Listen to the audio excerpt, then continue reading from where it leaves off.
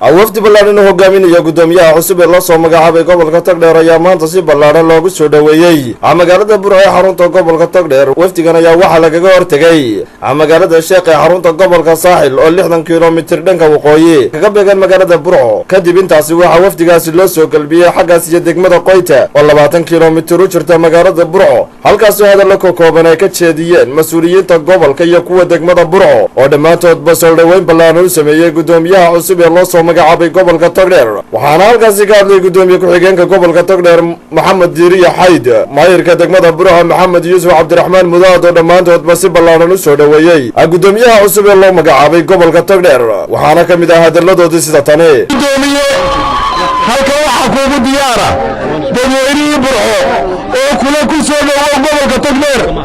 waxay dadweynaha Burco kuleeyihiin waxaan kula qaybsanaynaa hawsha culus ee ay madaxweynuhu ku yimaaday iyo kula qaybsanaa baan diyaar u leeyihiin. waxay dadweynaha Burco kuleeyihiin waanu kula shaqaynaynaa. waxay dadweynaha Burco kuleeyihiin hawl kastoo ku timaada dacalkaaga nageeysa. waxay dadweynaha Burco kuleeyihiin sidaan maanta hawsha aan kugu soo banaan baxnay si tawajibaarkeeda ayaan gobolku maanta waxa uu helay الله سبحانه وتعالى أقدري برساب وقلمه.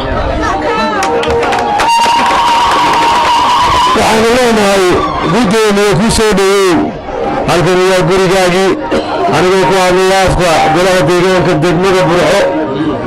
ugu dambeyntii waxaa halkaasi ka hadlay gudoomiyaha cusub ee loo soo magacaabay gobolka Togdheer oo faahfaahin ka bixiyay sida loo soo dhaweeyay, isla markaana u mahadnaqay gebi ahaanba bulshada gobolka Togdheer iyo bulshada soo dhaweysayba, isagoo kulana dardaarmay bulshada inay wada shaqayn wanaagsan ay ka dhaxayn doonto inta uu xilka gudoomiyanimo ee gobolka Togdheer.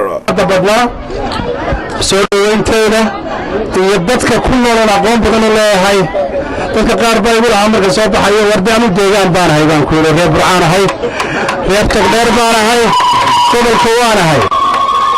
waa gobol ku suntan runtii xorriyadeena maanta aynu ku naaloonayno ee ah jamhuuriyadda Soomaaliland xornimadeedii.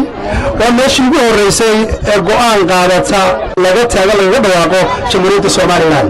asiga sabaatee markii intaasi soo idlaatay ayaa waxa wafdigan loo soo galbiyay xaggaas iyo aqalka madaxtooyada ee magaalada Burco ee xarunta gobolka Togdheer. waa Maxamed Cali Axmed Kaabe, wararka telefishinka caalamiga ee Somali News, magaalada Burco.